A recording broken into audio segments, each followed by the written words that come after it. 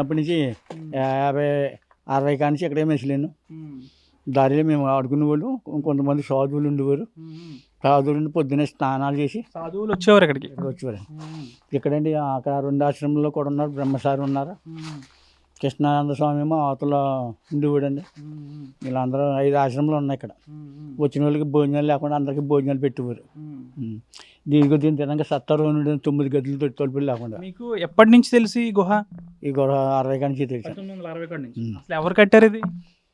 పూర్వం పేర్చల్ సుబ్బరాజు గారు అని ఆయన గుళ్ళు కట్టారండి. అప్పుడు బాబుతో రాజులు అందరూ ఇక్కడ ఉండేవారు అనమాట అండి. ఇక్కడ అక్కడేమో దత్తాత్రేయ బొమ్మ ఉండేదండి. అక్కడ మఠం. ఇదేమో భువనేశ్వరం అనేవాళ్ళు. మేము భువనేశ్వరం అనేవారు.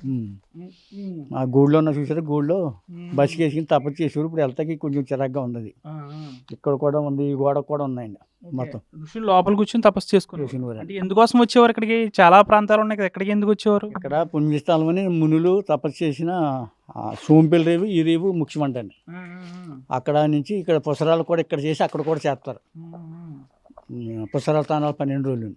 దాని గురించి అక్కడి నుంచో వచ్చి రాజులు, చౌదరులు అందరూ కూడా సంసారం అందరి పిల్లలకి చెప్పేసి ప్రశాంతత కోసం ఇక్కడికి వచ్చి గోడగానికి వచ్చినప్పుడు ప్రశాంతత కోసం ఇంకా సంసార జీవితాన్ని వదిలేసి ఇక్కడికి వచ్చి జ్ఞాపం చేసుకున్నారు. పూజలు చేసి దేవుని చేసుకున్నారు. వాళ్ళకి కొంచెం వాద్యకాలం వచ్చేసరికి వీళ్ళకి ఉత్తరాలు వేస్తే అప్పుడు వచ్చి తీసిపోయారు అంటే ఇక్కడ చేసేసి అలా. మీరు చూసేవారు వాళ్ళని? చూసేవాడిని. ఇక్కడ మా తాత కూడా ఇక్కడ ఉండేవారు. ఇక్కడ పనిచేసేవారు. మా మేనత్త కూడా ఇందులో ఉండేది.